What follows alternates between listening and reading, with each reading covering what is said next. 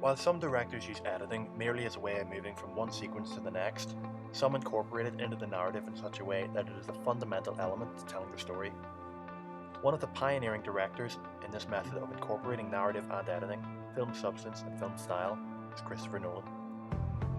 I will use specific examples from three of his films, Inception, Prestige and Memento, looking at different and revolutionary editing techniques he uses to display the idea of a non-linear narrative through discontinuous editing and analyse their effectiveness on the overall film.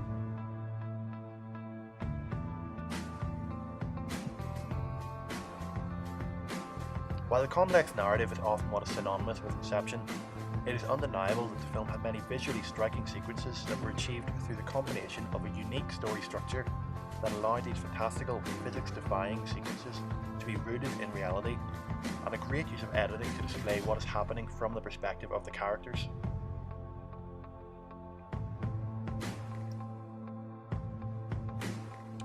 The most interesting technique utilised by Nolan in the film is the ramping, which is used to slow down characters when they are dreaming. As from their perspective in the dream world, time is moving much faster than what we would perceive. This illustrates the difference in the subjective timelines and reminds us that there are many levels of subconscious that the film works on, and that time is completely subjective for each level.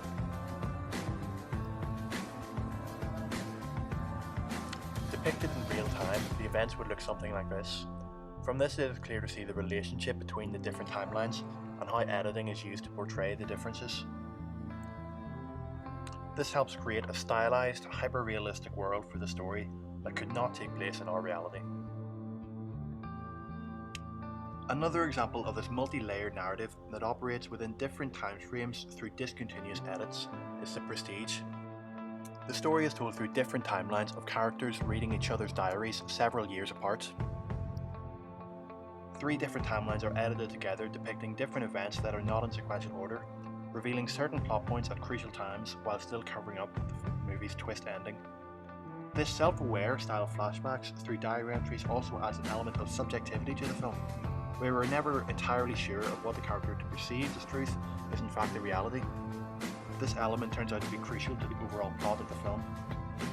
The film is therefore dependent upon this editing technique.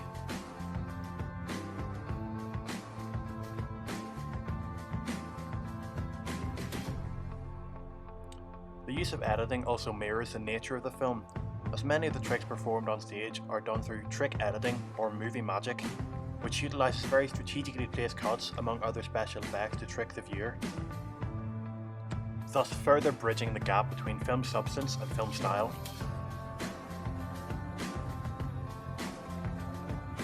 These clever uses of editing are very visually appealing and adds to the aesthetic of the film, whilst also setting the tone for the narrative.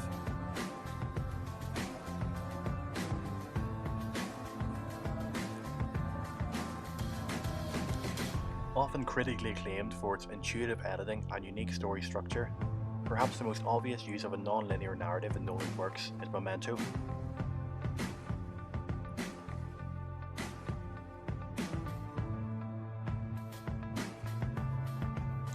The idea of a non-linear narrative is established within the opening credits, where a sequence is played in reverse. This establishes the precedent for the story and the cerebral tone of the film, as although this is the only instance where a shot is edited to play backwards, the majority of the film is shown in reverse chronological order.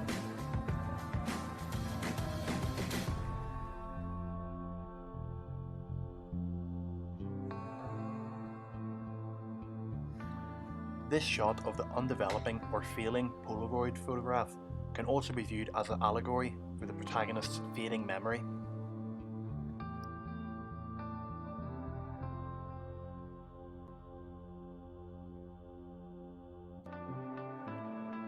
This film also features timelines that are edited together, but this time uses colour to differentiate the different timelines.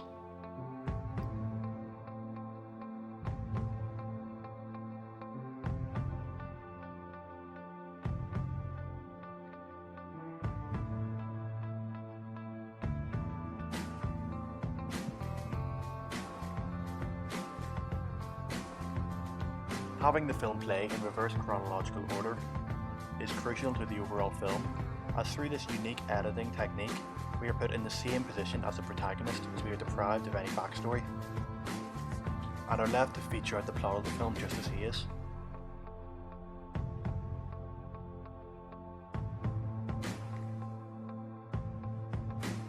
Although many films have flashbacks and non-chronological sequences, Nolan's works are rare in the fact that they often justify themselves through the narrative.